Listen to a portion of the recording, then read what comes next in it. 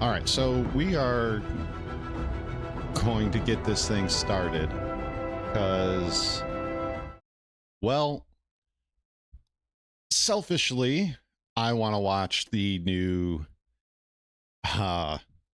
Grumpy Eye video. I know what it's gonna be about, so um, I'm not going to give it away, but I know what it's going to be about, and I'm excited. I'm excited that he's doing a gaming video again.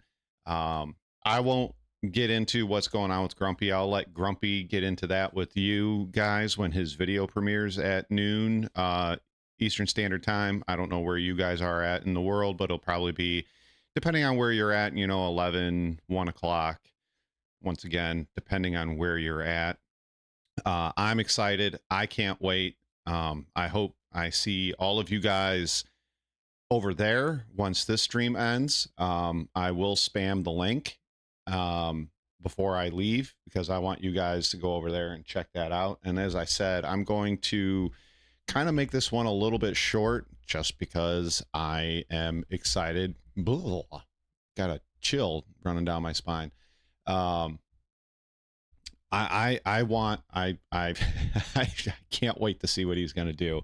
I really can't wait to see what he's going to do with that. So Tuna and spam. Oh, I don't know what Grumpy would be. I don't know what Grumpy would be food wise, but I see all of you guys here. I see Mason, I see Jim, we got Pagan, we got Cosmic, we got Rakumo. I'm sure a few others will be joining us shortly. Today, like usual, when it comes to, oh man, this is not supposed to be Hot Take Tuna Tuesday because it's Wednesday. Hold on, let me change that. Let me change that here. There we go. There we go. There we go. Now it's Fermented Tuna Wednesday. JT, if you're watching, I am wearing my socks hat. Yes, I know we're like 31 and 100 and something. I know, but I will forever be a White Sox fan, no matter how bad they get. I was there in 94 when we should have won it, and I was there in 05, and that's all that matters. That's all that matters. Pagan, I'm not gonna lie, I spent my options were this. Work on the new start screen, which I started. Work on the new start screen, or work on the camera, because my wife is got all the windows open and is going to be folding laundry like 2.5 feet over that way. So I worked on the camera and I got it perfect with the amount of light that's coming in. Perfect.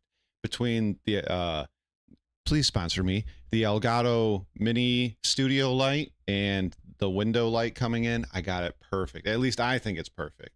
But I hope you guys get to see my nice made for radio face, nice and clear. A stick cam, I don't know about a stick cam, but what I am planning on doing, this is not a charity thing, so don't think I am, but what I plan on doing is I plan on getting a nice 6-foot long desk so I can put all of this stuff on here. Good Speed, what's up, man? Blaze.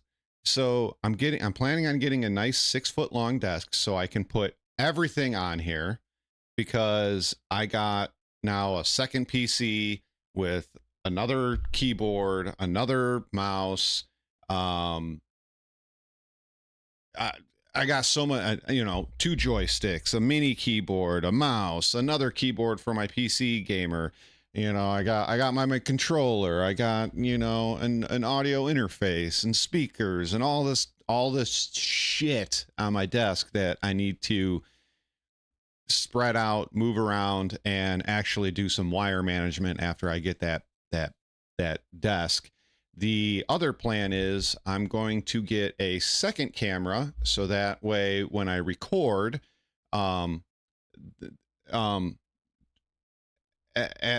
know, so shout out and thank you to Pagan. He very graciously sent me a old PC that he was not using, and I'm using that as the streamer, and he helped me do all of the audio, which thank you, Pagan.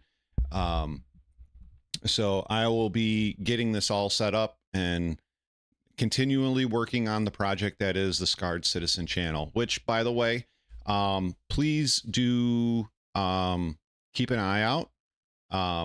Oh yes, I have gobs of Velcro tape that I have bought for other projects around the house that will definitely be getting used for that big time. And I got some 3M, like the little hooks, so I can hook the wires into that, get them up off the floor and behind things, and it's going to be nice. It'll be nice.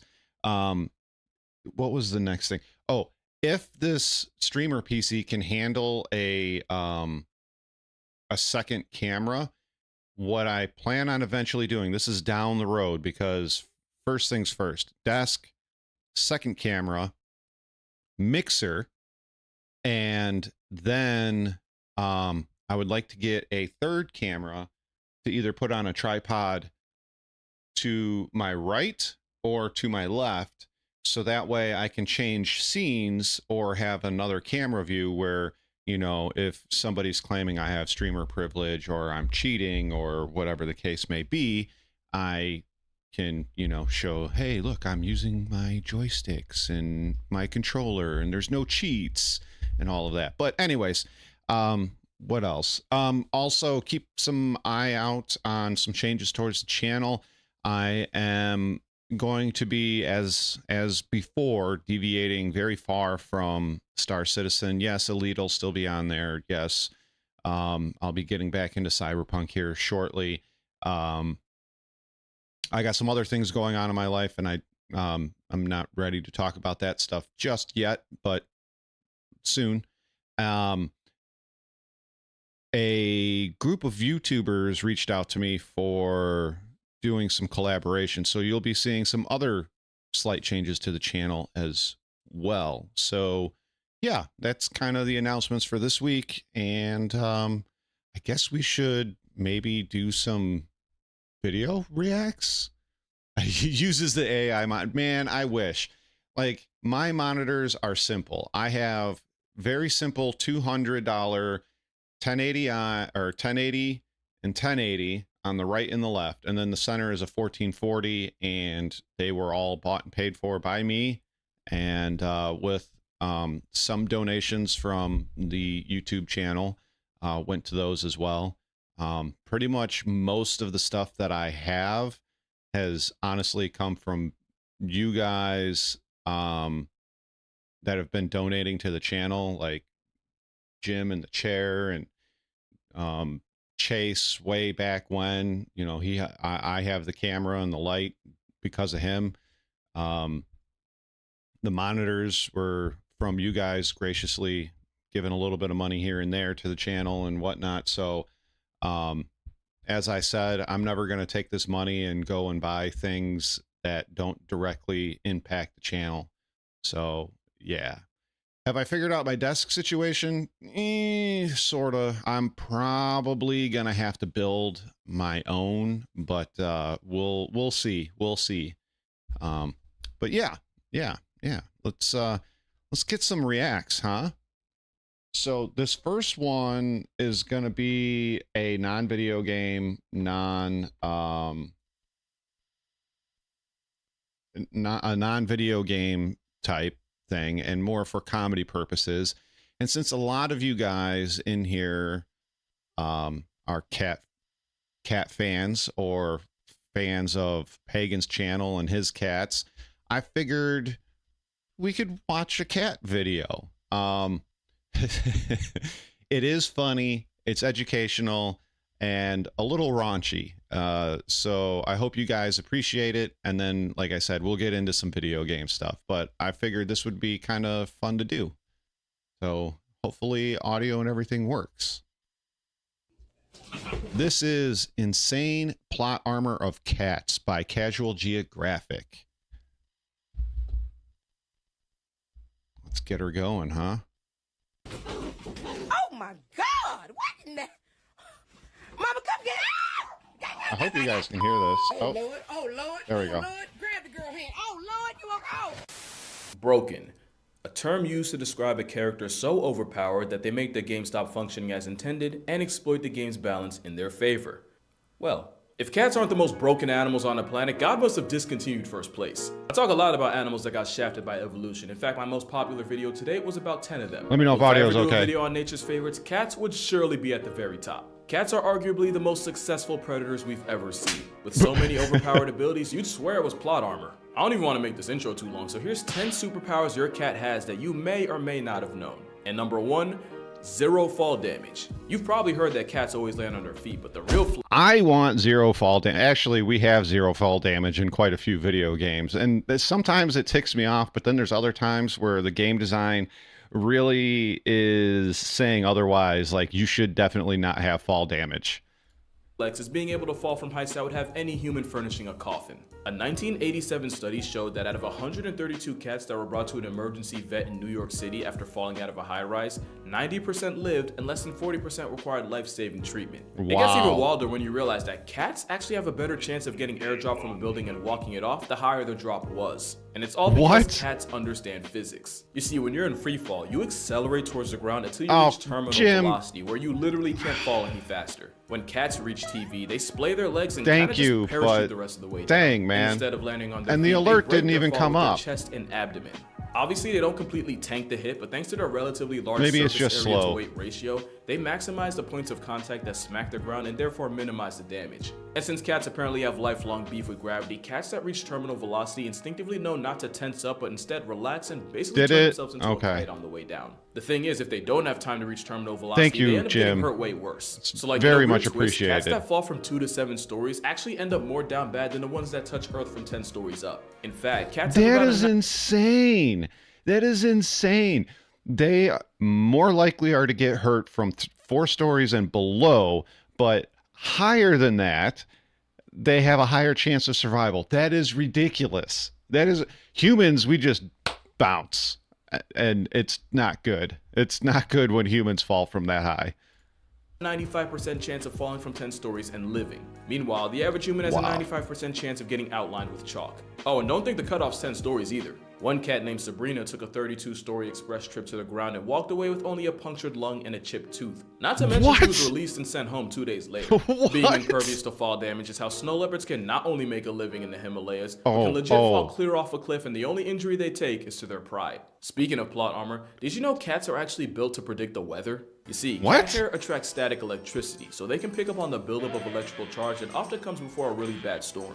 And the cat's inner ears are sensitive to sudden drops in atmospheric pressure, which announce the arrival of a cloud assault. Technically, so can we. It's why our ears do the most and pop on a plane, but it's just that cat ears are that much more sensitive. And they can even smell rain and lightning coming. It's so old. What? This is so crazy. I did not know cats were this freaking off the charts. That sailors used to use cats aboard ships as a four-legged forecast. Forecast. Forecast. No, yeah, forecast. Apparently a cat with the zoomies means you could expect strong winds. A cat that sneezed was warning you of heavy rain. And apparently if one licked their fur against a grain mid-sail, then you better make like God's golfing, cause it's finna hail. Now to be fair, a month surrounded by nothing but sea and seamen gives you a lot of time to just make stuff up. I mean, just how many sea monster stories was just a whale freeing his willy? But there might be some truth to the cat thing. Cats will often spend extra time licking themselves before a bad storm, since having damp fur helps with the static thing I told you about. So basically, if cats could talk, we'd see a lot of meteorologists on unemployment. And speaking of no job, cats really managed to finesse their way into living in nearly 50 million homes in America rent-free. And one of the biggest reasons is because cats 50 million homes out of what, 320, 330 million people in the United States? That's freaking crazy. the best manipulators nature has to offer. And if you think they aren't, You're probably a mark and you don't even know it. According to researchers at the University of Sussex, many cats will exploit their owners with a soliciting purr. It's more high frequency, triggers a sense of urgency in humans, and even someone resembles the cry of an infant. Pagan's cats just go and beat him up until he hands over the treats. Just oh, have exactly, to assume that's good. Intentional. And in experiments, not only did humans have a faster response time when hearing that purr compared to a normal one, it even affected people that never owned cats. Daughters want a cat. Likely triggers a deep, innate, nurturing response in humans, meaning you're literally hardwired to answer to it no matter what you were doing before. So apparently cats understand psychology too. There's probably a hotline, Pagan. Because adult cats almost never meow to each other, but kittens do it with their mothers for food and warmth, and we have to assume they just figured out it works on humans too. And it's not just pet cats with this talent. Tigers have been known to imitate the sounds of their prey to lull them into a false sense of security. Tigers have reportedly mimicked sandbar deer and black bears. What? Bruh, just listen to this. Are you mooing because you want to be one with the cows?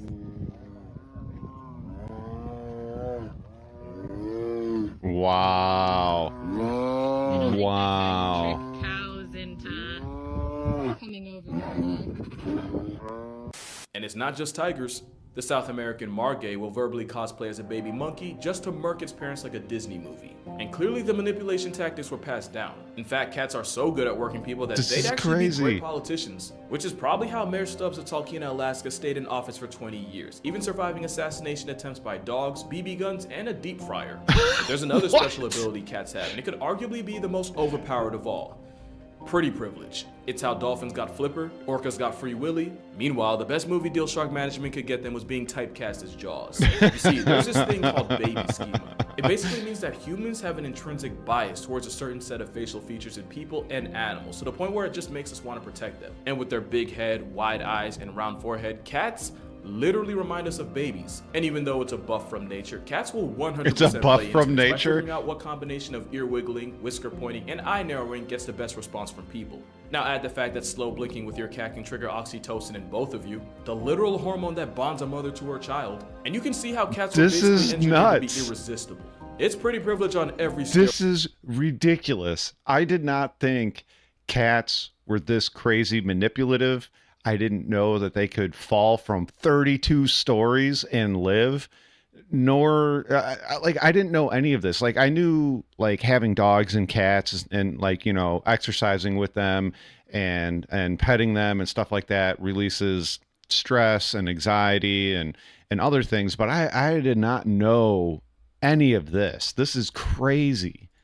Steroid possible. And it's wild because if any other animal had a reputation for cold indifference and global genocide, it'd be cause of pause, but because it's cats, I know, Blaze. This guy's hilarious. Virtually has us in a chokehold, and I said virtual for a reason. It's said that 50% of all internet traffic is driven by cat content. That's 50% of all the stuff on the internet. I want you to think about that during this ad. Matter of fact, and I'm willing to put money on it. For some of y'all, this ad's about to be cat related. Oh, you're back. Oh, by the way, was it cat related? I'm actually curious. But the thing that almost always gets forgotten is that cats give back as much as they take, which leads to their next flex, healing powers. And not just for them. Science says having a cat living under your roof easily extends your subscription to life. Studies show that cat owners are 40% less likely to suffer a heart attack and have a 30% less chance of getting clapped by cardiovascular complications. And since cardiovascular disease is one of the leading causes of preventable death today, cats are like a real-life one-up. Not to mention kids that grew up around cats have less of a chance of getting folded by allergies, especially if the exposure started in early infancy or even while they're still in the womb waiting room. And then there's the fact that just petting a cat can nerf stress levels and blood pressure. But if you really want to get literal about it, that I knew. A frequency that's said to improve bone density, repair tendons, and promote healing. I never really fully understood it, but apparently cats purr at a frequency that transmits vibrations throughout the body, vibrations that help increase blood flow to the affected area, thereby bringing more nutrients. It's also believed that those same vibrations can help with soft tissue injuries like sprains and strains. I know I said they live rent-free, but considering all they do to carry our health, again, I feel like we could let it slide. It's not just a buff to your health either. I vividly remember seeing a bunch of surveys that said that women on dating sites actually find men with cats more attractive. Something about seeming more nurturing or emotionally intelligent. On an unrelated note, I want y'all to meet my editor and content manager, Aslan. This guy is too much. Good boy.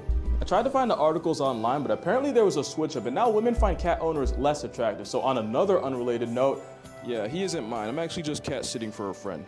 Shout out to you, Yusuf. Yeah, but anyway, cat claw armor is so strong that it might just be able to save you from Pagan, you're cancer. gonna live We've until all you're heard the stories of 150 feline with all those physicians cats. detecting it in people before anyone else could. Cats have a sense of smell about 14 times stronger than humans, with their 200 million odor receptors to our pitiful, almost embarrassing 5.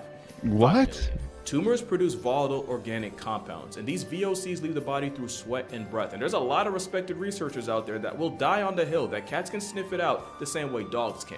In 2018, That's rescue crazy. cat Mia climbed on owner Michelle Pearson's chest and wouldn't get off for anything, sniffing and pawing at, the right one, while also meowing and looking at her, as cats do. It wasn't until her husband checked for himself that he felt the telltale lump, and that's how the cat that was rescued from certain death ended up returning the favor and saving her owner from stage 2 breast cancer. Wow. And that's not even much of a reach, considering there's Wow. also stories of cats warning their diabetic owners of their potentially fatally low blood sugar. Either that, or cats can see the future and they'll choose to keep you in theirs if they like you enough. And even that's low-key valid, considering superpower number 7 is that cats have ultra instinct. Those whiskers can detect sudden changes in air currents to figure out the size, shape, and speed of nearby objects. It's like a whole freaking radar nuts. system growing out of their face, and it's how a blindfolded cat is still hell on earth for any mouse in the area. Bro, I still don't think you're understanding just how much of a cheat whiskers are. Cats can even use their whiskers to figure out what direction their prey is trying to dodge it in right before they pounce, allowing them to cut off any possible escape routes. Now to us, it's interesting and pretty cool, but to a mouse trying to make it home to his family, that's gotta be some bullshit. Cats don't just have them on their face. It's They like have cheat whiskers all codes. over. It's You like can't cheat even play codes. dead with the cats, since they have carpal whiskers that allow them to tell if their prey is playing or, actually past tense. And honestly, this might be the most broken ability cats have. It's basically impossible to catch a cat slipping.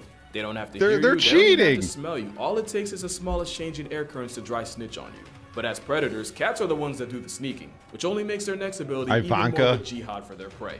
Thor and Superpower number Ivanka, 8. those are my favorite. Cats are athletic freaks of nature.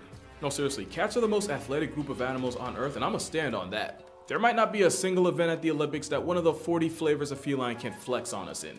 You want speed? 40 Cheetahs can go flavors? 0 to 60 in 3 seconds and can peak out at over 70 miles per hour.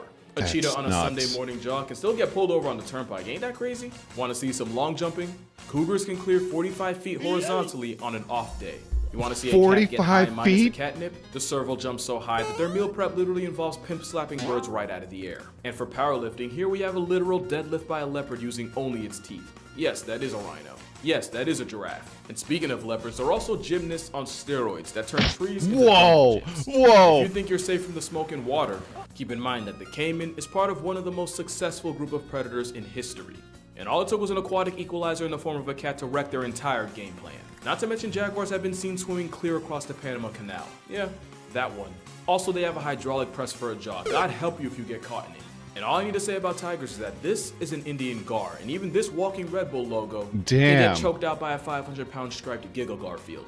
Giggle I don't even need to say anything Garfield. about lions. Those triceps speak for themselves. Cats are nature's population control, and there isn't anywhere on Earth outside of the Devil's Ice Rink that doesn't have Wow. some kind of cat running. Wow. Even the travel-sized ones are a menace. The deadliest cat in the world is the African black-footed cat, and because of their metabolism, not only can they catch up to 15 bodies a night, they also have a hunting success rate of 60%. Not even lions, tigers, and leopards can touch that. There's a reason why Wow. domestic cats put billions of animals on shirts a year. And sometimes they turn entire species into history. Do they have lessons. brain controlling And unlike their wild parasites? They cousins, probably a lot do. of times with domestic cats, they do it just for fun. Yeah, you think it's cute, but it's bloodlust. And if you're a mouse, an op with whiskers is like Thanos. Stay a while and They listen. do be inevitable, especially when you factor superpower number 9.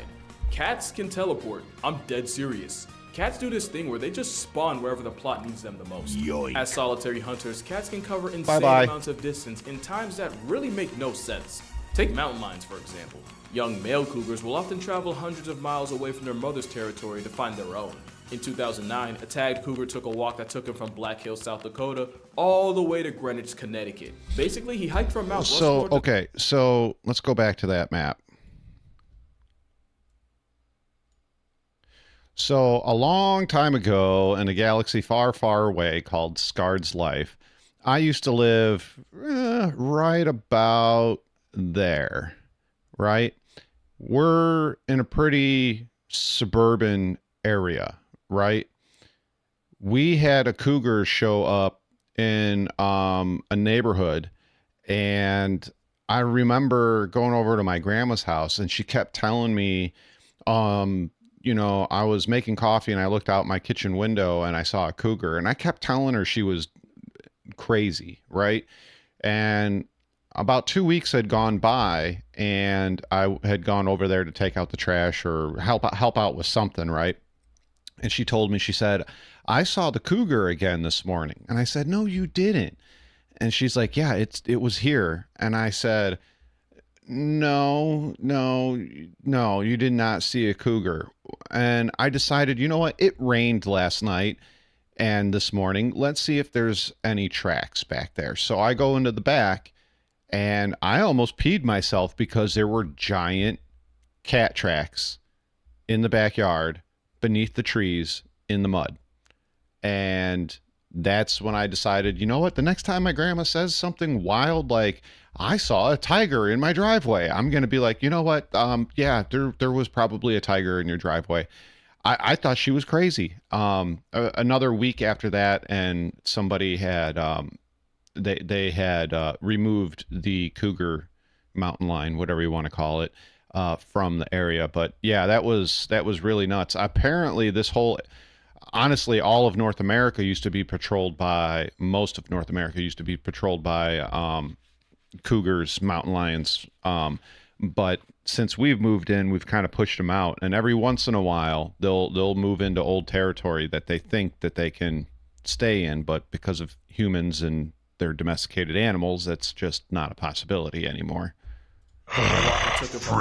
Jens, what's up, man? All the way to Greenwich, Connecticut. Oh, you live in Greenwich? To 30 miles from Manhattan. And it's not just cougars that go cross country. A tiger named T1 managed to walk 800 miles across India in only a few months, fueled by nothing but the power of horny. And of course, there's the story of El Jefe, a jaguar that randomly showed up in Arizona just outside Tucson. What? I could really keep going. From June 2017 to July 2018, a young lynx private owners, wildlife Marcus, refuge private in owners. Alaska, all the way into the heart of the Yukon. A trip that totaled 2,174 miles. His name was Hobo, by the way. Can't even make that up. But the best story of teleporting cats was Clementine Jones. She was a cat in New York whose family left her behind because they were moving, and they figured the trip would be too hard. Make sure you guys go and visit. Little did they know. Clementine spent a couple of months with her kids. Visit Marcus and Pagan. Headed out and popped up at her old family's home 1,600 miles away in Denver. And it's That's not even like crazy. the family got tricked by a dupe. Clementine was born with an extra toe and had a burn mark on her shoulder. There was no mistaking her. There's only one cat power that's arguably more impressive, and you saw it coming as soon as you clicked on this video.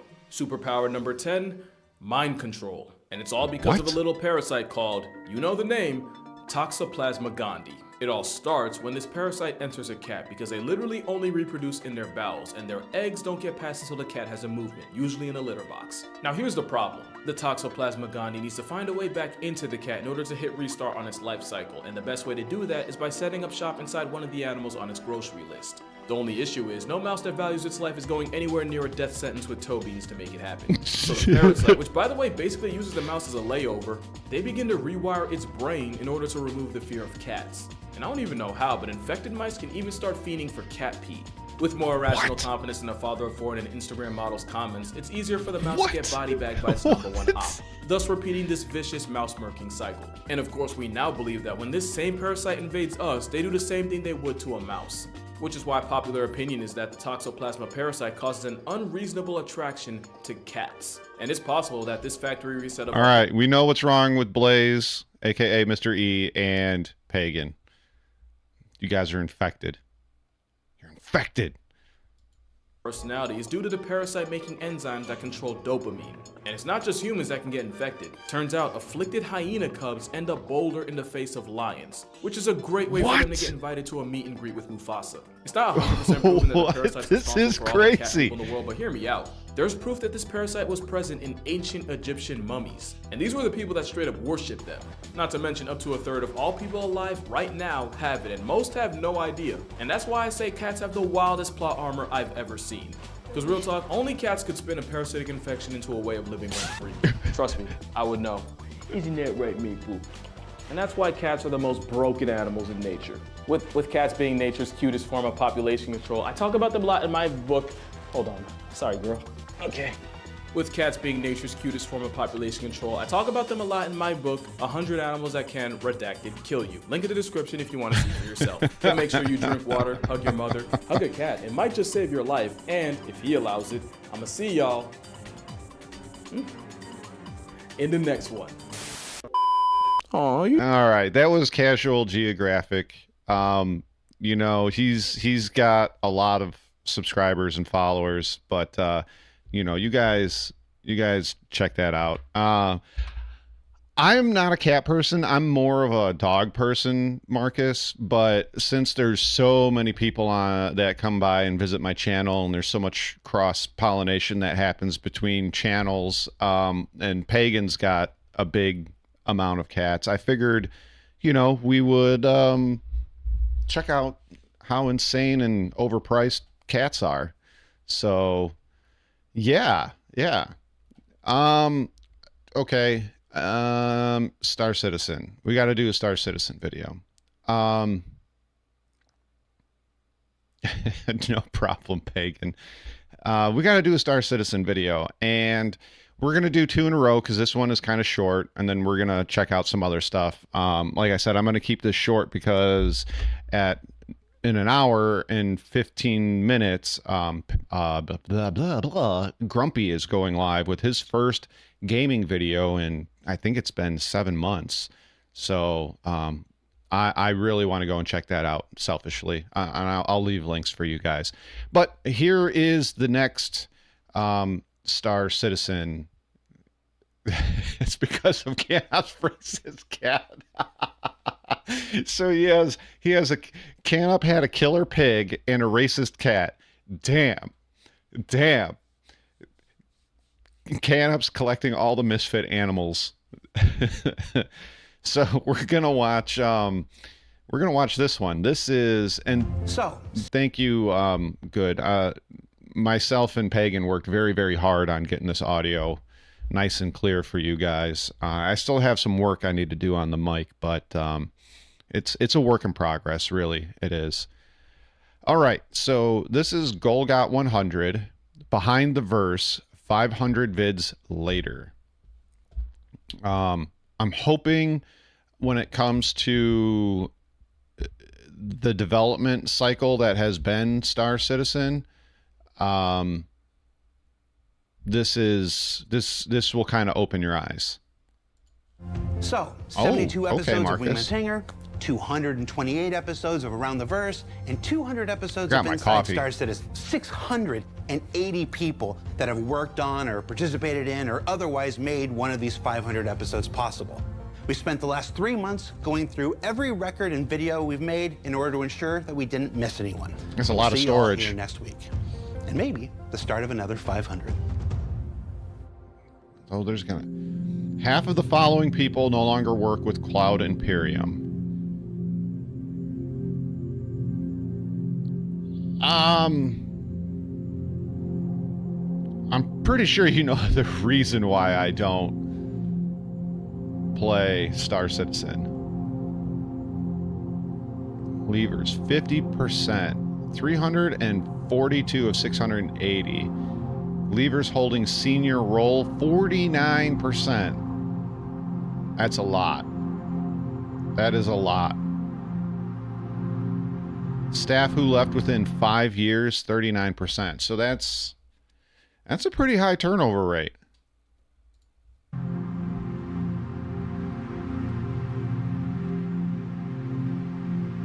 Especially if they're all senior staff. Senior devs who left within 5 years, 43%. Ooh. And they're all high-end bottles too, Brian. Cosmic.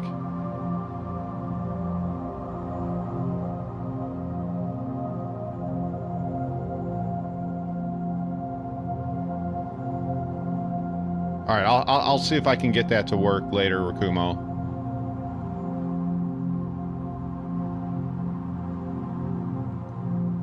Student hires promoted to senior dev roles. They have never shipped a game.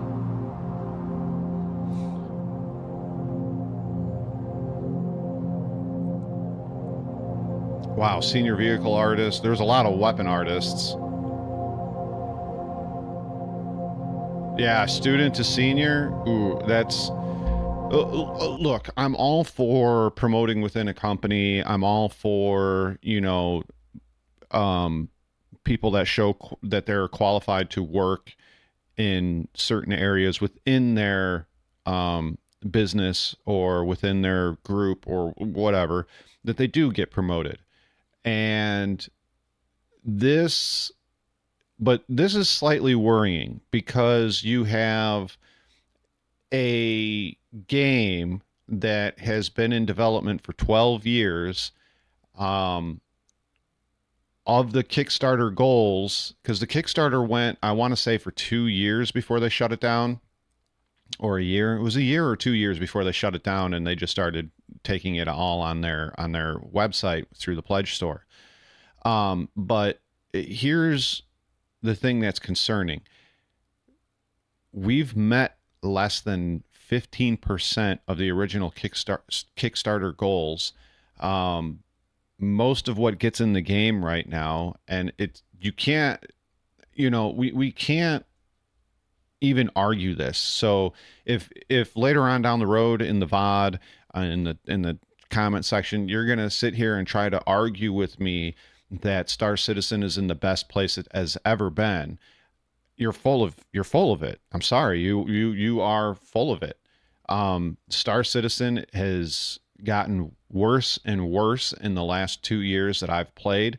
For me, the most stable patches were, and I don't know if it was a point whatever patch, but 3.16 and then 3.17, the entire 3.17 branch, which lasted nearly a year. Those were the best patches I have ever played. Yes, we got 30Ks, but the 30Ks were not that common. We went from having 50 players to 100 players, and things ran mostly smooth. Yes, there were still problems with the AI. There were still problems with the AI, but if you got on a low pop server and you went to go toe to toe against the AI, they could kill you, and it was a challenge. But to sit here and tell me that the game has made leaps and bounds forward, you are correct in the fact that we got persistent entity streaming. We got the replication layer. We went from 100 player or 50 players to 150, and then they had to dial it back down to 100 for stability reasons.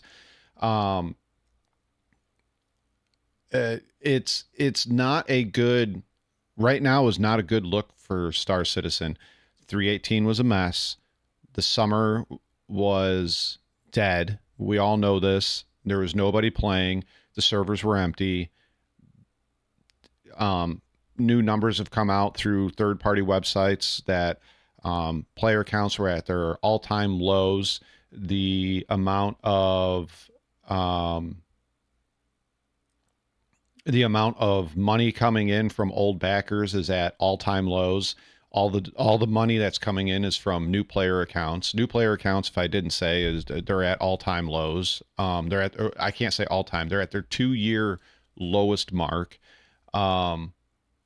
It's nothing. And the things that we're asking for, things like stability, more content, and things like that are getting totally overlooked. And we are getting things like Box Monkey 2.0 and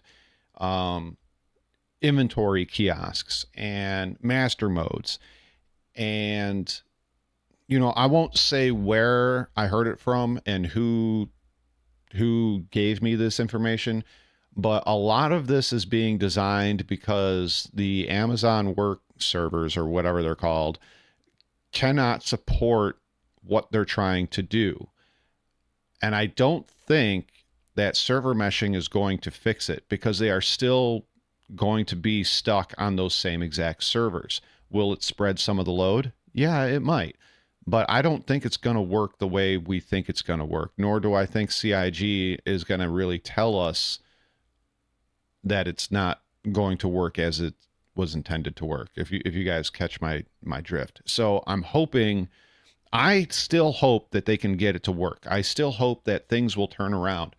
Even if I don't enjoy it, then maybe other people will get to enjoy it. But yeah, I'm not really going to sit here and tell you that I have a very positive outlook for the future of Star Citizen. But yeah, this is not a good look, no matter how you try to dice this up.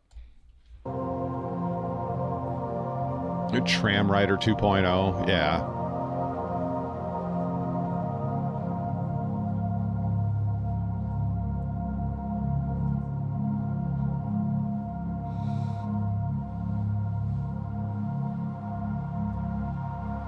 Wow. Look at all those seniors and leads leaving.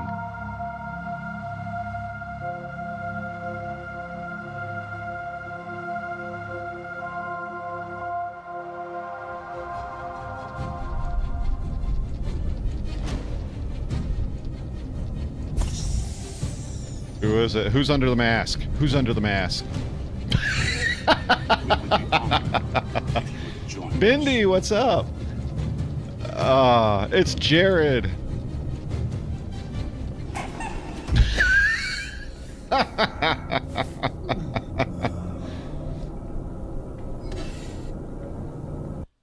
Oh, that was good. That was really, really good. Pretty eye-opening, honestly. Definitely gonna hit like on that. Bindi, I appreciate you being here. The man, the myth, the legend. So, yep, Golgot kind of broke that one down for us pretty hard. It's sad to see so many people leave. But obviously there had to be reasons for it, right? There had to be reasons for it. All right, we're going to do one more Star Citizen video, and then we're going to jump to another non-Star Citizen video or two. And yeah, we're going to keep an eye on this. We're going to keep an eye on this time here, so we can make sure that I send you over to Grumpy when we're done here. All right. This is ERAD reacts and plays. Have Star Citizen backers become desperate due to repeated delays? I'm going to say yes, but let's see what ERAD's got to say.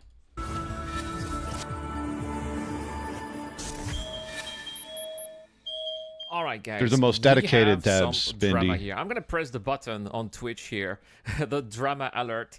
There you go. Because this is a video from Morphologist here, whom I really appreciate. Voidy is coming up next. He's like, Fayless, what's up, title, dude? Sorry, Morph, but that looks a bit clickbaity here.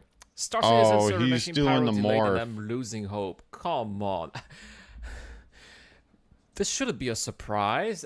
Of course, CIG are going to release Star Citizen Alpha 4.0 by either SeasonCon or the I raised them up a little bit. Expo, or it's going to be in the PTU or in Evocated, but something's going to happen around that time. Of course, it's the time of the year, right? So that's really not a surprise at all. At least not for me. It's something we've been calling on the channel for quite some time. But let's hear it here.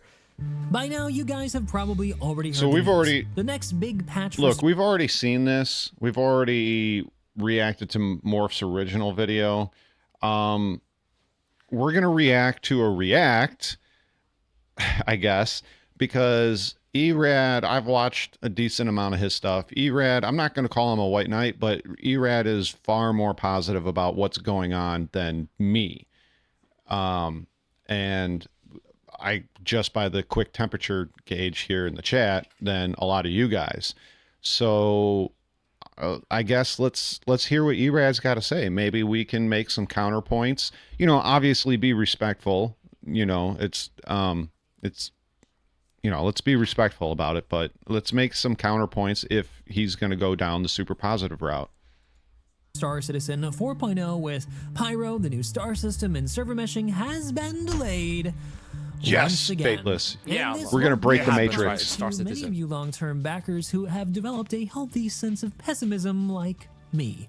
Something I wish I hadn't developed at all. And it's making me start to lose a bit of hope in the project. And that's something that I see in the comments section a lot. What's incredible is, look, I'm not trying to do one of these or anything like that, but what's incredible is a year ago, I did a video talking about marketing and how marketing is running things, and it's always been the underlying whisper. But what's crazy to me is I'm now seeing more and more content creators on Twitter. Yes, I have Twitter now. If you want to follow there, I've put one post up. But I use it to kind of look at other Star Citizen stuff and other things that I'm interested in, like miniatures and PC gaming and other things. But now I'm seeing it all over the place. And it's crazy to me how I said this over a year ago and people were like, nah, it's not really that way. You know, they're still making a game. The game is coming, you know, don't lose hope, blah, blah, blah, things like that. And now it's like the entire audience has shifted to now marketing's running the show. And there's a lot of other things that I said, you know, over a year ago that people kind of just brushed away, and now they're coming back full circle going, oh, well, you know, this thing, insert a scarred quote, and they're not quoting me, and I'm not expecting them to, and this is what's going on. It's the same thing with Grumpy. Grumpy 2 years ago, 3 years ago was saying this exact same stuff, and he got just completely crapped on for any take that he had. And now everything that he said, everybody's starting to repeat what he said. It's crazy. Right, a lot of pessimism. I have not been affected by that, luckily. Not yet. Maybe that's because I'm an we need a original tech backer. preview. I've been here since the a beginning. 4.0 tech preview. We need it. That phase. This is the phase I was definitely, at. Maybe Rakumo. I was a bit pessimistic at around 2019. Yeah, 2019, 2020-ish. I did a lot of negative videos back then. I'm sending you a DM, Chaos. That was that phase way beyond me. I think Morph joined the project a couple of years after I did, so that's why it's probably at that phase right now. It's okay, Morph. It will pass. You'll get over with this. Don't worry about it. Before you ask, I'm not joining the Star Citizen refunds Reddit just yet. I'm a bit far from that.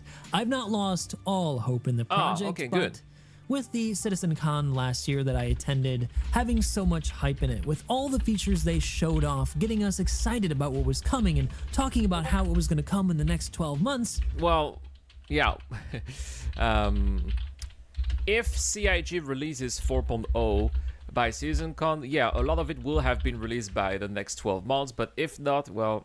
It's hard to stay excited when they've delivered maybe 50% of what they talked about, if I'm being generous. Yeah, he is generous. What we've had... I feel like they're being, like he's being way too generous. That's my thing. I think he's being way, way, way too generous. I'd say it's more like 15%. And I say that because most of the stuff we did get, and we went over this a couple of weeks ago, most of it is only halfway done. So it's still technically tier 0. Like Vulcan is still tier 0. Starhair, still tier 0. Star Character Creator, tier 0. Star Map, tier 0. Like in Master Modes, tier 0. Personal hangars, tier 0. Cargo missions, tier -1. It's like, I don't think you can really say they even got 50% in. I'd say like 30%-ish, maybe, and that's being generous. I'd say 15 to 30%, honestly. And I agree with you guys. Like, you guys, yes, Spock tier 0. I agree with you guys. Their marketing is really, really good, and they get a lot of people to buy into their stuff. But it's not, to me, it's not worth it anymore. The amount of money spent into versus what we're getting, it's not worth it anymore. So far in 2023 is the 3.23 patch. That's what we've got delivered to the live environment, and it contained mostly Squadron 42 polish, which is great and much needed, but ultimately not gameplay that transforms the experience of Star Citizen into something that's more like a game. And this is not coming just from me, guys. This is coming from Richard Tyrer, the now head of Star Citizen's development. When I look at Star Citizen itself, it's a concatenation of a lot of features and a lot of content. I want it to be a cohesive experience that is all tied together. See, that's another problem that we have, is that we have so many different things, but nothing actually ties into each other. Like mining has no effect on the economy. Salvaging, there's nothing to do with it other than to just sell. And PvE bounty hunting doesn't do anything except make a little bar and your rep go up and you get a little money in your pocket. I'm trying to think of the same with bunker running. The events don't really do anything unless the event is tied to a ship token that you can get that then allows you to buy another thing off of the pledge store. Like it doesn't make sense. It's the same thing with the golden ticketing, the golden ticket event. Like this is not like really, you guys, the F8C1, and it's not even available for purchase in game. Like you still have to buy it. I think War Bond's like $250, $260, $270, and then CCUing it is $300. Like it's ridiculous. It's ridiculous. And I would love, Marcus brought it up a few days ago, I would love to, at the end of the event, see how many F8Cs they actually sold. Like how many F8Cs did they actually sell after the event? Of course, we all want that, but for that to happen, all of these features need to be made and eventually polished so that they can be tied together. It takes time, and one of these sealants that is going to bind everything together is server meshing, right? Without server meshing, a lot of these features are just not going to be working properly. We don't need server meshing for all of these features to work together. What we need, like, you want to get these things to work together? A base economy would be a good start. A simple form of crafting, and I don't mean using a ship to press a button and out poops, you know, a tractor beam gun or a tractor beam attachment. Like that is not what we need.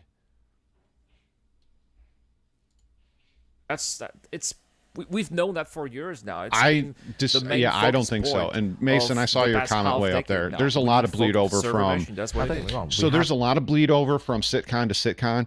So people will be. I was discussing this not too long ago, and somebody was like, "Oh, but EVA 2.0 made it out," and it's like, no. I had to be reminded. EVA 2.0 wasn't a 2023 sitcon thing. That was from 2022. And EVA 2.0 is still tier 0 because there's no push-pull mechanic. There's nothing. So, you know, like, come on. Like, we need to be able to use, Jim's right, we need to be able to use schematics, crafting tables, or even be able to do basic crafting within our hands. So, and like, for example, I'll use DayZ for an example. DayZ's crafting mechanics, super, super easy. Like, it's super basic, but the amount of things that you can do with it is crazy. It's crazy good. I have a lot of gameplay already in the game, but it's in isolated pockets. But I want the connections. I want the interwebbing. That's the difference between features and content. The gods will bless us, won't they? And a game. So he doesn't have ad blocker? Man, you got to get that ad blocker, Erad. Deliver everything that was originally on the cards for it. If you recall, the cargo and inventory updates were originally planned to release with 3.23, but oh yeah. Here's the thing. I don't know what he's going to say, but here's the thing. Fight me on this. I swear to God, fight me on this. You can sit here and claim that 3.23 and 3.24 makes 2 patches in a year. In my mind, we got 3.23 and then 3.23. That's what we got. That's really what we got. Oh yeah, it's been that one has been really hard to get out the door. It's still in the PTU. I agree, Jens. I was Jens. thinking, by the time of Monday in America, but we need server meshing for skills. I think the weekend was pretty smooth. No, they're still Agreed, bringing out Fateless. hot fixes. That's very strange. Got pushed back and back and back until they eventually decided to make it its own .x designation for some reason. Even though this patch that's still in PTU now after 2 months. That's a good point. It's been in the PTU for a long time. Which is really hard to believe. It's the second longest PTU patch. It's the second longest PTU patch. 3.18 was in the PTU even longer. telling how game-changing that is, right? Yeah, Especially the exactly, persistent Marcus, hangers, exactly. I think are really a major improvement. But probably they must have changed a lot of the code and a lot of the gameplay mechanisms to make this viable and workable in game. Only contains basically one major feature. We'll The disagree. cargo I'll update, disagree with which you is on that, part of Erad. the I'll inventory disagree with I you don't on agree. that. Having tried, and you guys have seen that on stream, I think that the personal hangers, especially persistent personal hangers, are also a major feature. What I've done here earlier on stream, and if you guys are watching on YouTube, this was released a couple of days ago already on YouTube. What I've done here, putting all my vehicles out there ready for use, this is big. That is a big improvement that's going to really help group gameplay in the future. Only if you're willing to constantly go back and forth to your personal hangar. Now, people like me have really no interest in a personal hangar whatsoever. Why? What's the point of me decorating it? I'm never going to be there. 2, why am I going to keep everything I have there when if I want to log out for the game, I have to log out of Bajini, fly back down, which takes time, okay, but it's less time. Or I log out on, say, Area 18, and then when I get back, I got to run out of my hab, run down the stairs, run across the Art Court Plaza, run to the train, wait for the train, get on the train, wait for the train to take me there, then get off the train, run to my personal hangar. See, it's just, to me, it's just stupid. It's really just stupid. I don't think so. I mean, I think it is. I don't know about you guys, but I think it's stupid. And correct me if I'm wrong, but you can't bed log in your own personal hangar, right?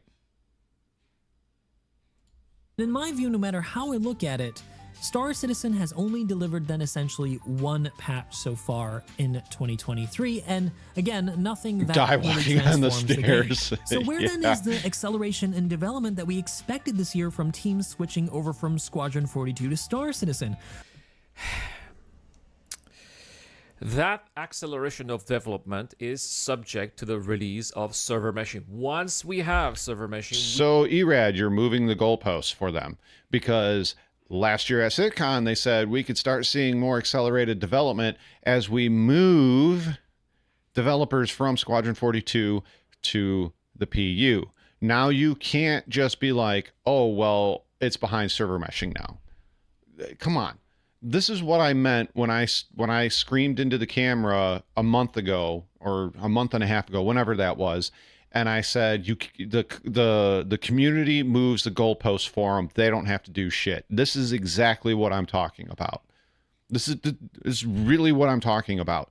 You can't keep doing this.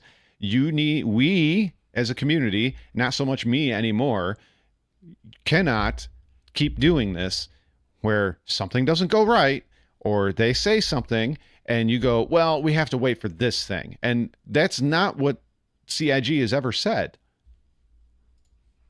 We are going to see that acceleration of development. We are stuck. The transition from... We're not stuck. Star Citizen Alpha 3... Why can't Rep be in Stanton? Why can't there be new factions in Stanton? Why can't there be some of the things like contested zones and the asteroid things in Stanton? Why can't those exist there? Why? Why can't those exist there? Oh, guys, we need server meshing. We need server meshing. Alpha 4 is going through the same process. Why can't we have a basic economy? Oh, we need server meshing. Why do the AI still run around like idiots? Oh, we need server meshing. Why do ships suck? Oh, we need server meshing. It's so stupid. As the transition from Alpha 2 to Alpha 3. If you remember, I'm Alpha 2 to fully Alpha 3 aware, took Jens. months and months and months. And when Alpha 3 was released, I believe it was at the end of 2017. Yeah, the very end of 2017. It took so... Like, there were no updates for like 6 months. People were wondering what's going on. Have CIG closed their doors? Is Star Citizen dead? Did they run out of the league? Because there were also no communication about what was going on. And then CitizenCon happened. Oh, surprise! We're going to be releasing Alpha 3.0 in the PTU very soon, and we'll be release it by the end of the year. And people were like, wow, right? It's exactly the same. They're doing It's not exactly the the same process here. So that's why I'm not losing any hope here whatsoever. It's coming this year. Will No, it be it's in a not. rough state? Perhaps, but that's what it is. We are exactly at the same point exactly, where Marcus. we were in 2017. Where are the bespoke Star Citizen features that push the MMO forward to becoming a real game, to create gameplay loops, to create reasons to want to log in and play the game every single day? So it should come as no surprise then that I'm not the only one losing a bit of hope, losing a bit of interest in Star Citizen. It seems to me that the wider gaming community also shares this view and this feeling about the game. There's no ERAD. You will not see any ERAD videos out there. And this is something that can... That's because that you refuse, and I'm trying to do this politely, Erad. You refuse to see the negative side without trying to spin it in a positive because X thing. Like I just said with speeding up development, you move the goalposts for them. CIG didn't do that. You did that. So why do we keep going around and around and around on this? You know, was I here in 2017? No, I was not. But I also remember in 2015 or 2016 when Chris said, you'll have all this and more by the end of the year. And he meant a complete game. And we're not anywhere near that. We're not anywhere near that. You know, in 2014, Squadron 42 was supposed to come out in 2 years. Where is that game? Where's the game? The biggest problem I have with the Star Citizen community right now has nothing to do with bad development and them defending it. It's because of 2 reasons, and 2 reasons only. One, it's the sunken investment fallacy. They've invested hundreds or thousands or hundreds of thousands of dollars into this game, and now they cannot emotionally separate a shitty game from their investment. 2, they've put too much time into the game that they can no longer, once again, separate the emotional attachment that they've had with the time into the game to it being a shitty game. Because let's face it, outside of pre-master modes, and the things that you can do in there, and the things that were available in Star Citizen pre-master modes, it was an okay game. When you strip all the good-looking stuff away, it was an okay game. Like, I'd say 5 out of 10, 5.5 out of 10. It's an okay game. But there are better games out there that are doing similar things. And that's the problem. The problem is that, like No Man's Sky, is it exactly like Star Citizen? No, it's not.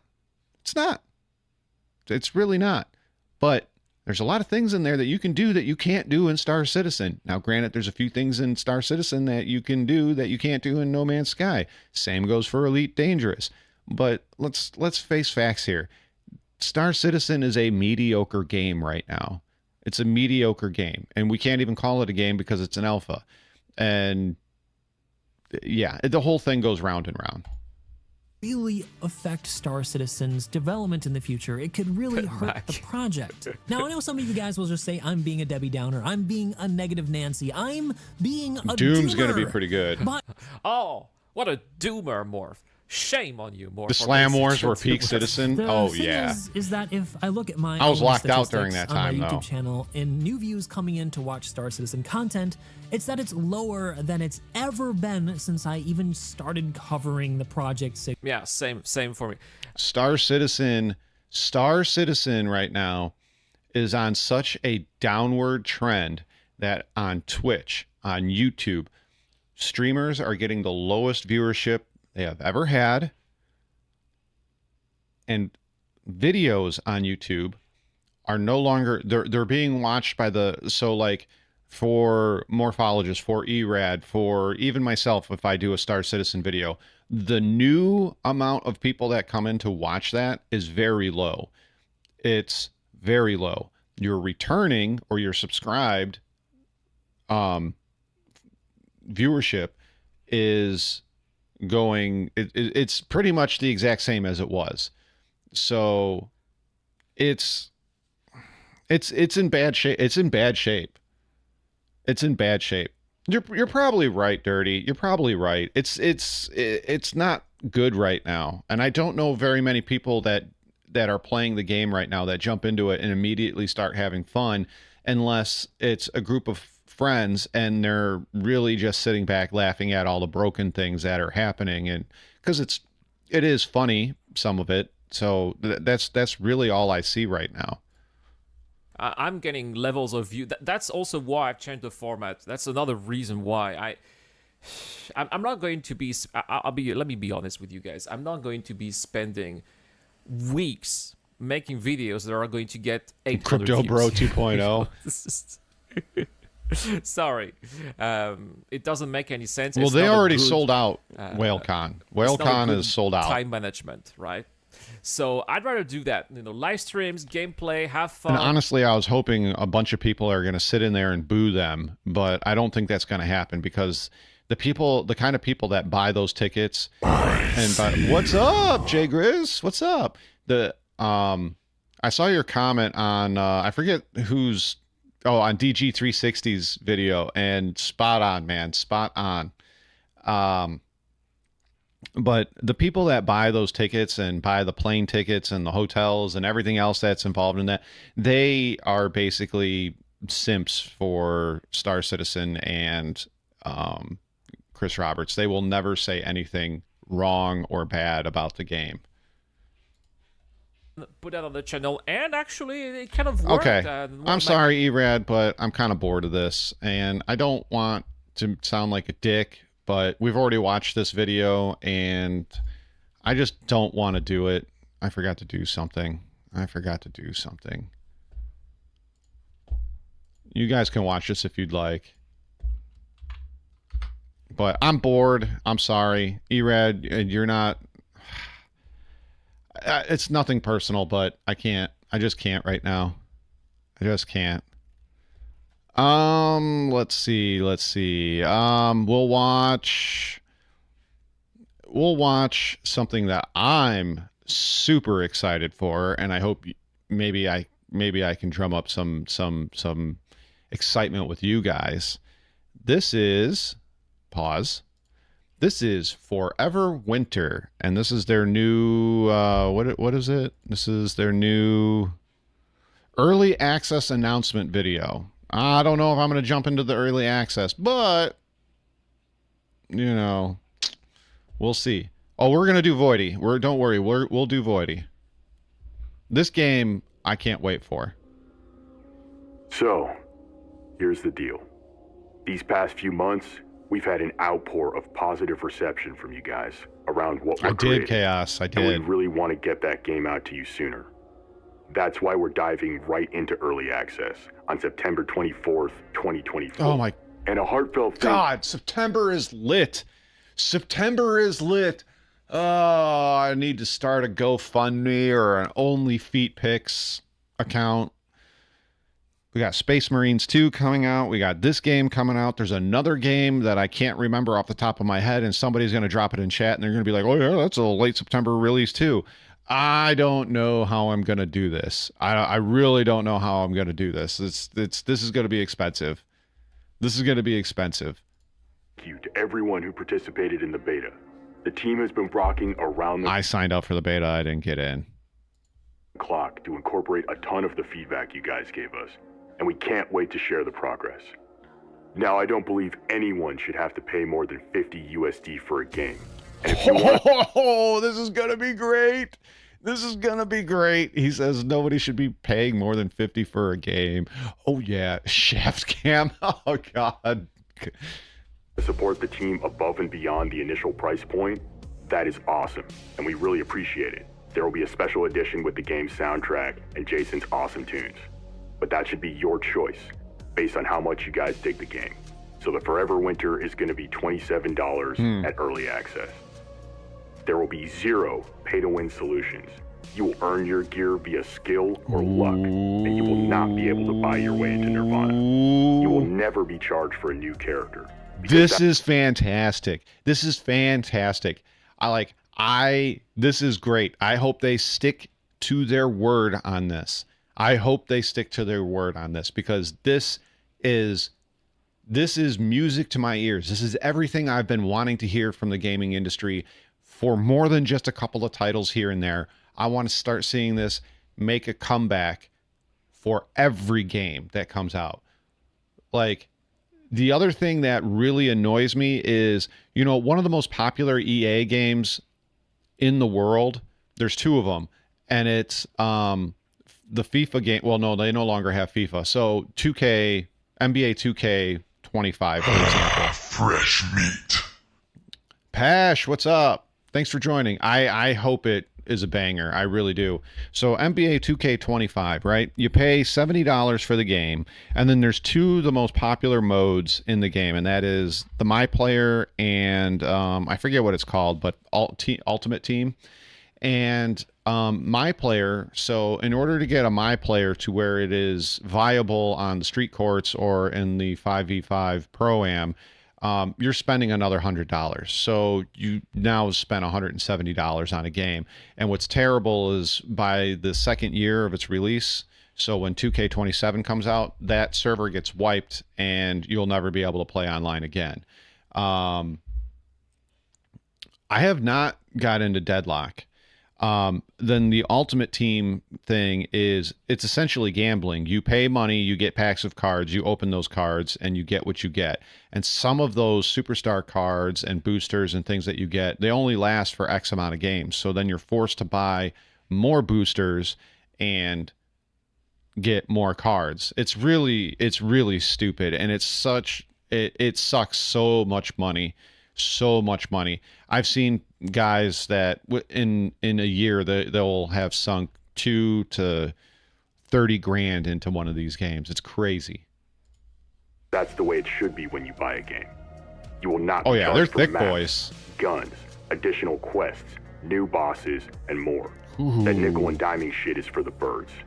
We will charge for skin packs, and any sales there will go to supporting the character team and allowing us to make even more baller characters in the future. That's cool. Now, why do all this?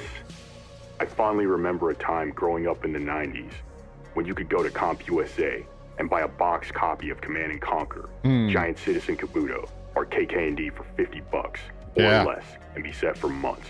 I'm really hoping we can get back there. Now for the roadmap. We really respect this guy is saving what little respect I have for the gaming industry right now. He really is. What the homies did with Ready or Not. Having the balls to release gray box maps into their map lineup was incredible.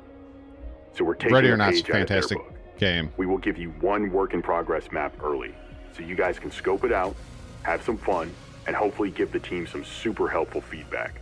So we can make them even more kick-ass when they drop fully.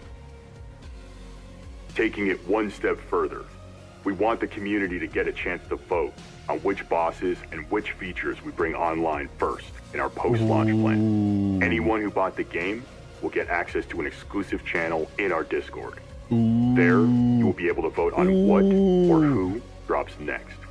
The art team and our brothers at Evolve 512 broke our backs to make sure we planned months in advance to give you guys the post-apocalyptic road trip you deserve. And if the game does well, shit. We want to bring this art style to entirely new environments in the future. Sweet. It's going to be a wild ride. Now let's talk hosting. Regardless of how many people play, you will always be able to play with your friends locally and via peer-to-peer hosting.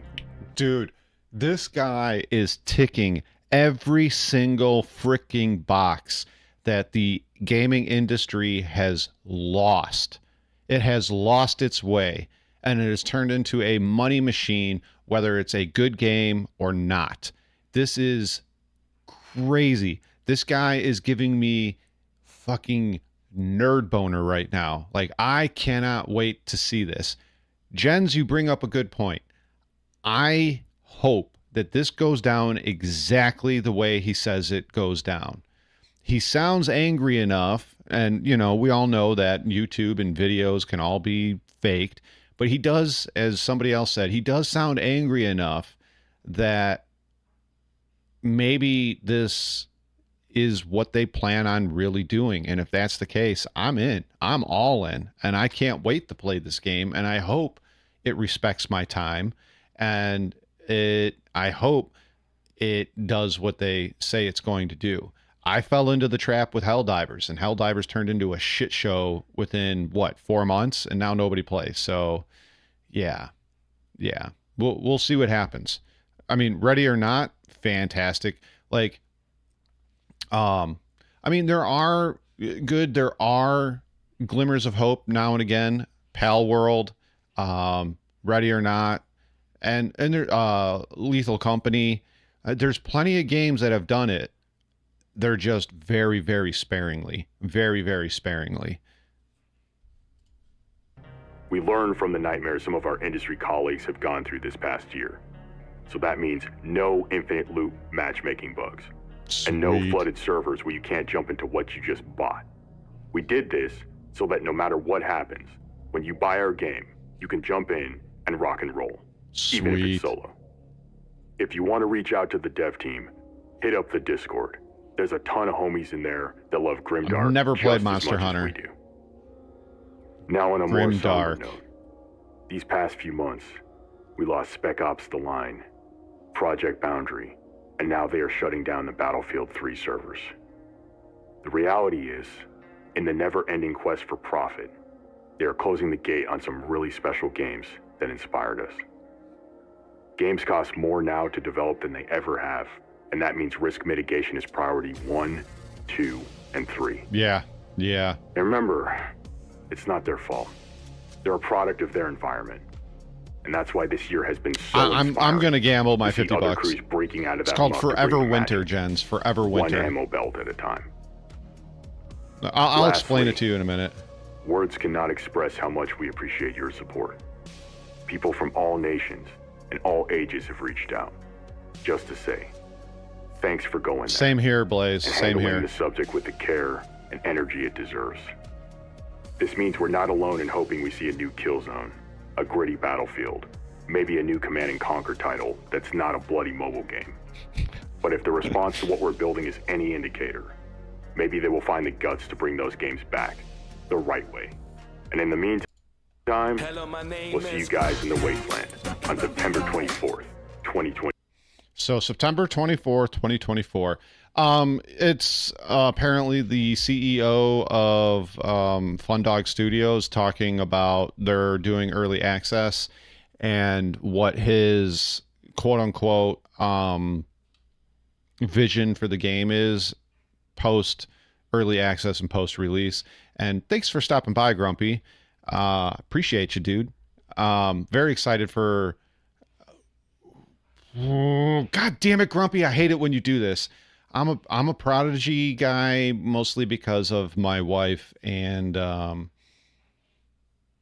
couple other things. Some very drug fueled nights, but yeah, Prodigy. Let me share this with you guys. I'm gonna like that because it was really good. So this was Forever Winter and the Fundog Studio CEO talking about all that. Let's see if he keeps true to his word. I don't know if I'm going to be one of those guys that jumps in and gets the jumps right into the early access, but I might. I just might. Well, we'll see. Crystal Meth is really good too, Mason. I saw them live at Family Values 98. It was either 98 or 99, but I saw them live. It was really good.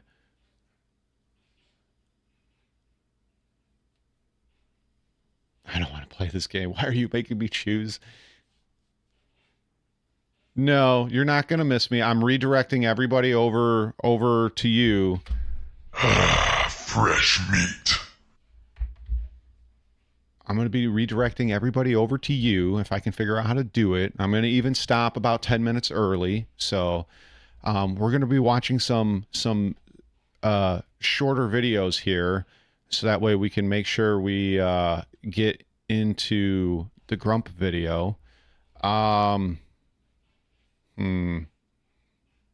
Let's do a funny one. I saw this and I was like, ooh, we should check this. We should check this out. Okay, so this is by Demon Flying Fox, and it's called Harry Potter Redneck Wizard, the official music video. Let's check this out. Crystal meth is good. Why don't you stream your live direction? I'm gonna read. Grumpy, you're fucking with me. My love reaction. I will save that and do it for next week. Well, out in the hollow beneath the southern sun was a boy named Harry, he's a special one. Born to the Potters, but they done got zapped. Now he's living in a trailer with the Dursley pack. Aunt Petunia's his cousin, Uncle Vernon's his bro, and that Dudley boy, well, he's his kin, y'all know. He's a wand-waving, spell-casting good old boy. Riding broomsticks ain't no toy. Down in the holler, magic runs free, but you best not mess with that old Snape Creek. Y'all know Harry, he's a redneck wizard. Got that southern drawl, but he ain't no quitter. Hagrid rolled up in a rusty old truck, said, boy, you're a wizard, you're in for some luck. Took him to the Walmart, got him a wand, and a pet possum named Hedwig, oh so fond. Love erection? Yeah, maybe. Where Dumbledore reigns, teaching the kids to use their brains. Dumbledore looks like the dude from Duck Dynasty. Down in the holler, magic runs free, but you best not mess with that old Snape Creek. Y'all know Harry, he's a redneck wizard. Got that southern drawl, but he ain't no quitter.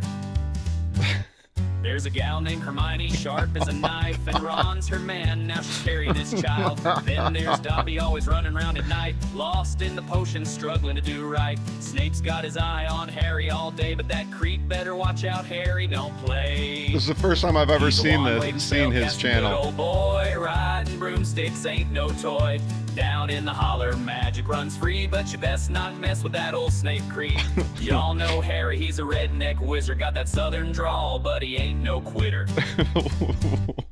So raise your glass, let's give a cheer to that good old boy, Harry far and near. He's a hero now, saved the whole darn town with his kin by his side and Snape backing down. By he his took side. on Moldy Mud and stood his Moldy ground. Mud. That redneck wizard, Harry, he's done us proud.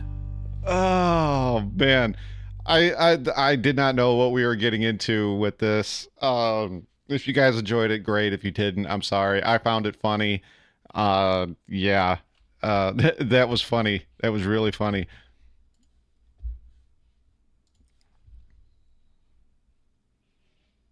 Oh, really, Bindi?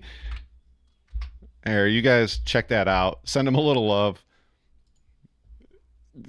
Yeah, me too. Me too, Blaze. It was pretty good. It was really good. I thought it was hilarious. I think it's funny. So all right, we got a little bit more time before I redirect everybody over to Grumpy. So we'll watch this short voidy one, and then depending on how much time, we might do one more. So all right, let's watch some voidy. Let's watch some voidy. You may have heard that Star Citizen 3.24 finally went live and people are pissed. Pyro's delayed, cargo is broke. And people are pissed. That is an understatement right now. Merca. It's always about Merca. And nothing is working. But not to worry, handsome viewer, your favorite degenerate Not to worry, there's going to be 95 hot fixes in the next week.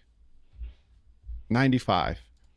Generators we'll get it from 3.24.95, and then we can safely go into 3.25 right before IAE.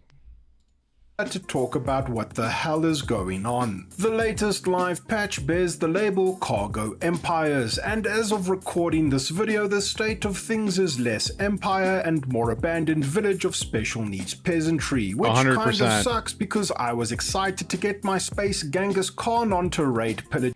I was never excited for this patch, and it's only because I don't do cargo running, I don't play box jockey, I don't care about cargo missions.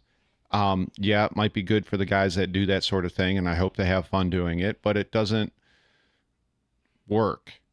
None of it works. And if I'm gonna play box jockey, it's gonna be playing box jockey with other people's boxes, because I'm gonna steal their shit. But I don't really have a there's really no point in even doing that when nobody's playing because the game don't work. So yeah. I hope other people have fun with it. I hope the hot fixes come out and people have fun with it, but I don't have, I mean, it's not my thing. It's just not my thing. And plunder my way through Stanton one SEU at a time.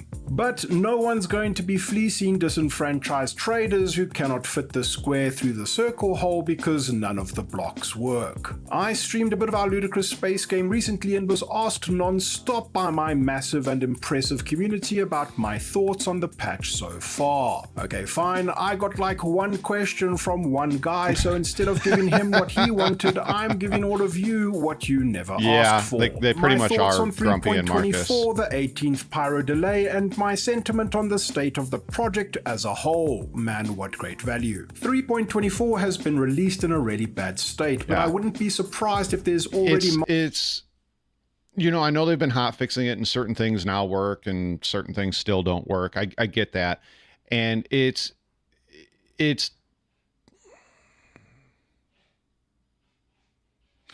almost levels of 318, almost. And the reason why I say almost is because there's not mass reports of people getting that, what was it, 30,014 error where you couldn't even log into the game.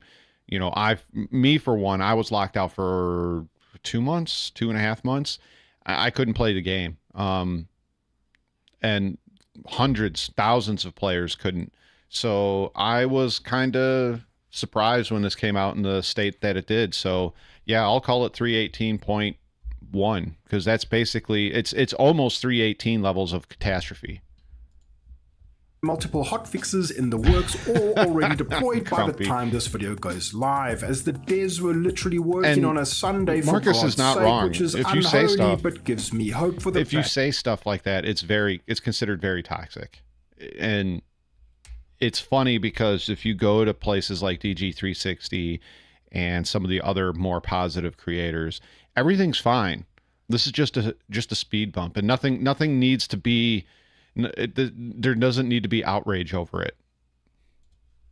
Patches near future. As for what I think about 3.24, I believe it's the most anti-pay-to-win Star Citizen patch of all time, because now with the way cargo works, you don't sell commodities directly from your ship, a ship that you would have historically needed to own yourself, either in-game or with real-world money. You sell the commodities by moving all your SEUs onto cargo elevators sprinkled throughout Stanton, which, if they work, is pretty neat. Because if you look at someone like Summit 1G, who single-handedly catapulted Star Citizen's Twitch viewership into the stratosphere for a month, I feel like his audience tends to represent your average everyday gamer who might come into Star Citizen one day and tackle the same sort of gameplay he did. That is... So here's the problem though. There is literally no new player tutorial, and the player tutorial that we have is not very good.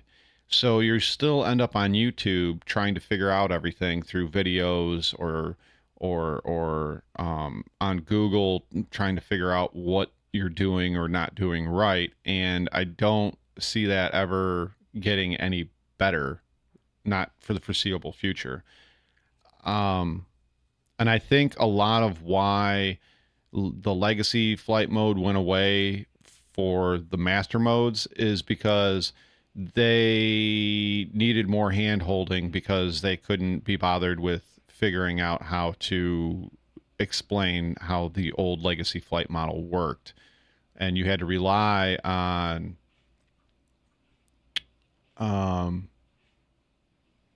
YouTube videos to explain how the flight model worked. Very lucky person. Every bug I ever get, it's because I'm trying to break things or can be fixed pretty easily. I mean, that is pretty lucky. You got a strike on Spectrum for saying even J3PT gave up. stealing ships, stealing cargo, and doing epic Danger, piracy. what's up, man? With 3.24, this type of player does not need to own a $400+ starship or grind for its equivalent in-game to sell cargo from. The gameplay opportunities for piracy are immediately more accessible. This is a huge win because it creates exciting gameplay in our ludicrous PvPvE space game. We just need the cargo elevators to consistently work. So with the physical act of moving cargo to My only argument, Goodspeed, is that people at CIG constantly say that they want this to be new player accessible, but then they don't actually do anything to make it new player accessible. And you, like I said, you have to rely on Google and you have to rely on YouTube to figure it out, because, or like me, if you're just one of those guys that's going to keep doing it until you figure it out. I mean, my first 2 days in Star Citizen, I probably crashed into Everest Harbor 188 times before I finally figured out what I was doing wrong. Going too fast. I had decoupled off. Or coupled off and things like that. And, pushing space brake doesn't actually do anything unless you engage your boost and all of that, all of these little things. And I just kept forcing it until I learned it. There's not a lot of people out there that are willing to crash their ship into the side of Everest Harbor 188 times before they finally go, oh, light bulb, this is what I've been doing wrong.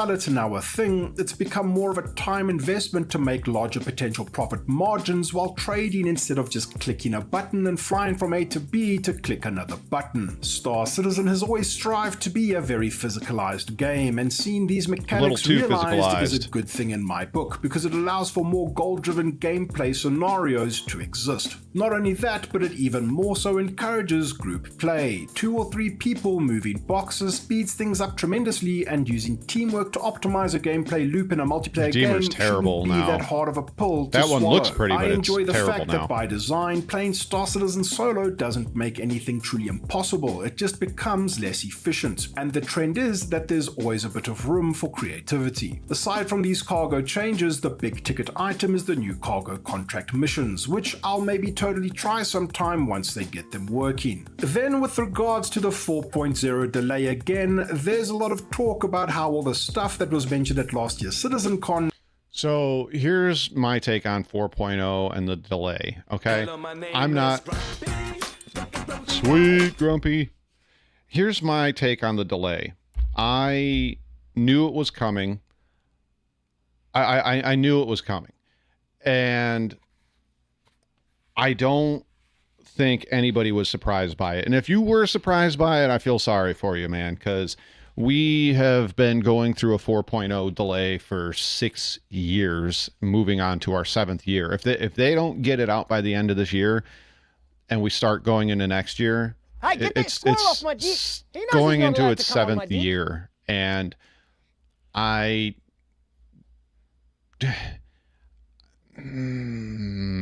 I'm not look, I'm not disappointed. I'm just getting frustrated and angry at this point. Yeah, I didn't know it would jingle either. That's weird. And good morning, Squirrel. Stands a chance of making it into a playable version of the game before the end of the year. Allow me to use an analogy. Star Citizen developers, CIG, are like a food truck that's trying to assemble and sell the most amazing sandwiches ever to be conceived by mortal gamer mouths. There are 4 types of people waiting around the food truck. Those that get served ship sandwiches and eat them with a big old smile on their face as the brown juices run down and around their mouths, eager for more. And those that get served ship sandwiches and eat them but are upset because for God's sake they just ate a ship sandwich. That's pretty gross. What the f are you doing? Then there are those that might have a small taste of the ship sandwich due to morbid curiosity and realize that the restaurant has potential. They made a slightly edible ship sandwich after all and will come back later once the menu gets upgraded or something. And lastly, there are people at other food trucks looking confusingly at a bunch of people eating ship sandwiches. At the end of the day, we're all eating ship sandwiches for some reason. You're allowed to enjoy the ship sandwich. You're allowed to not enjoy the ship sandwich. Sound tired. You're allowed to complain about a bad ship sandwich, and you're allowed to praise a good ship sandwich. No one is okay. So there is at this point, for me, and a large portion, backspace. For me and a large portion of the Star Citizen community, we've kind of had it up to here with Pyros coming out this year for the last 6 years, now soon to be going on 7th. There is no way in hell that 4.0 makes it out before the end of the year. A playtest, maybe. Evocati, maybe. And I mean, really, maybe.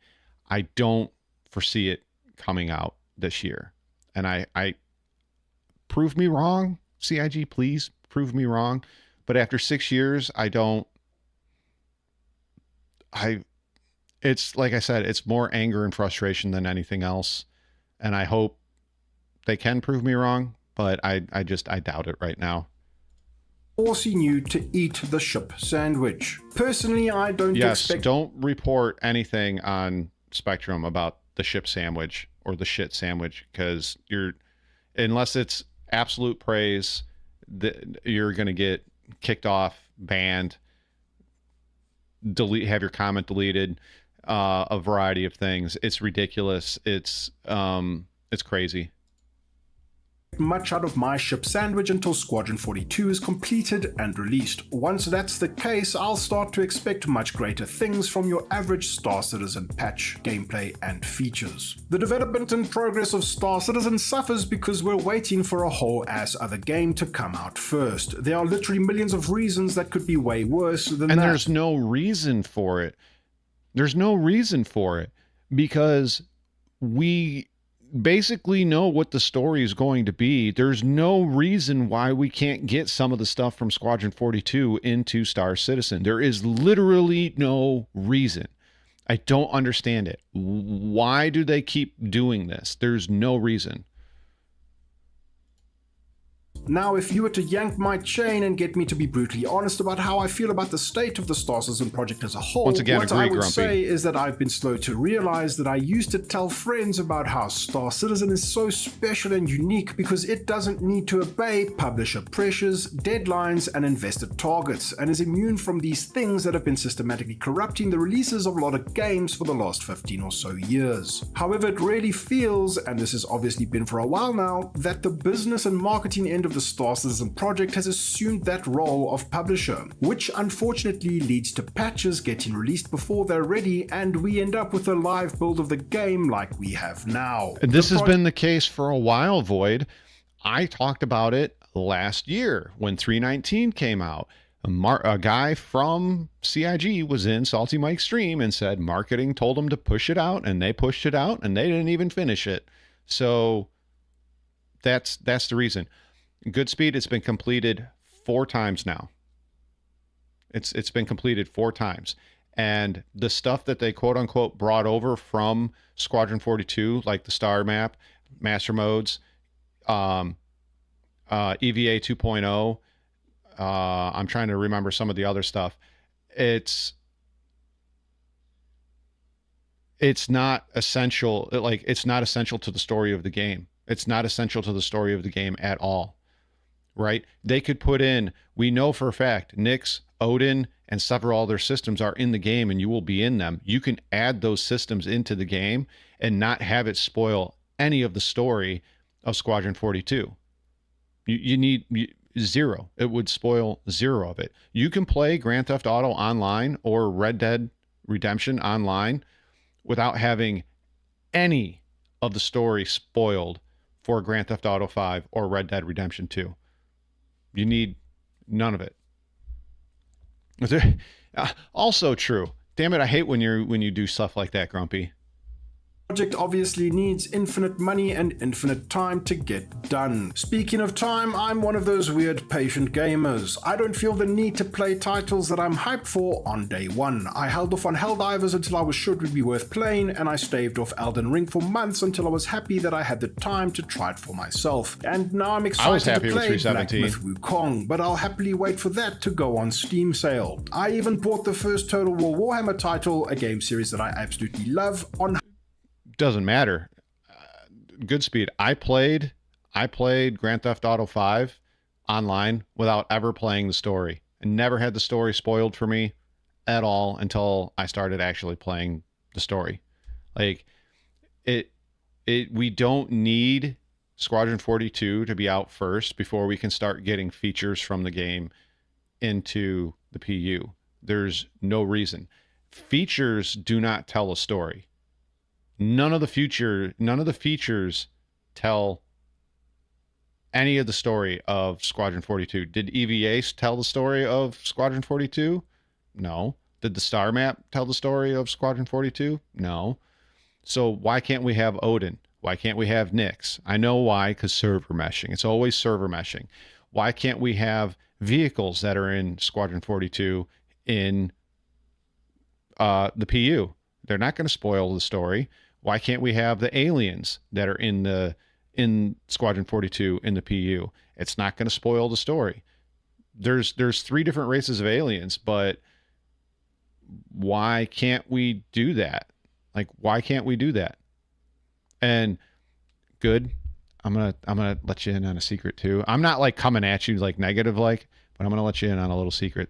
The original Kickstarter was for Star Citizen, and Squadron 42 was going to be an embedded VR pod that you went to and played a campaign with either your friends or not, and that got blown way out of proportion and blown out of the water. So humble bundle for $1 after it had been out for well over a year. There are a ton of examples of games out there that have gotten better with age and dedication from their respective developers, and I don't think Star Citizen will be any different in that regard. In my mind, No Man's Sky created this weird new precedent where you can absolutely shit the bed with a game's release that gets overhyped beyond imagination, and once the reality of the game's crappiness sets in, it hits rock bottom and disappoints an entire disillusioned and angry player base. But then, with enough time and passion, No Man's Sky became the standard for which all badly released game redemption arcs are based on. Cyberpunk as well. 2077 followed a similar trend and is now considered an incredible game that a lot of my friends recommend I play regularly. Now this could be seen as a new and overly negative trend that live service games try to get away with by intentionally releasing in a subpar state and then milking their player bases while improving slowly over time. Which is why I still want to gather a group of people and discuss early access games and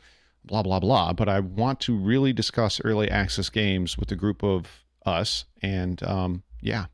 The non-indie or quadruple A games, whatever the fuck that actually means these days, have become so insanely expensive and difficult to develop, it's hard to know for sure if this is avoidable in the first place. All I know is that today, right now, does anyone care about the awful state that No Man's Sky and Cyberpunk 2077 released in? That's in the past. No one really gives a shit. And I believe that Star Citizen will probably go the same way. No one will care how insanely bad or ridiculous the years and years of development and alpha stages of the game were if we eventually end up with a fun game that works and taps into its potential. We'll all be too busy enjoying the game. Thank you, channel patrons and channel members, for all your support. Thank you, Voidy.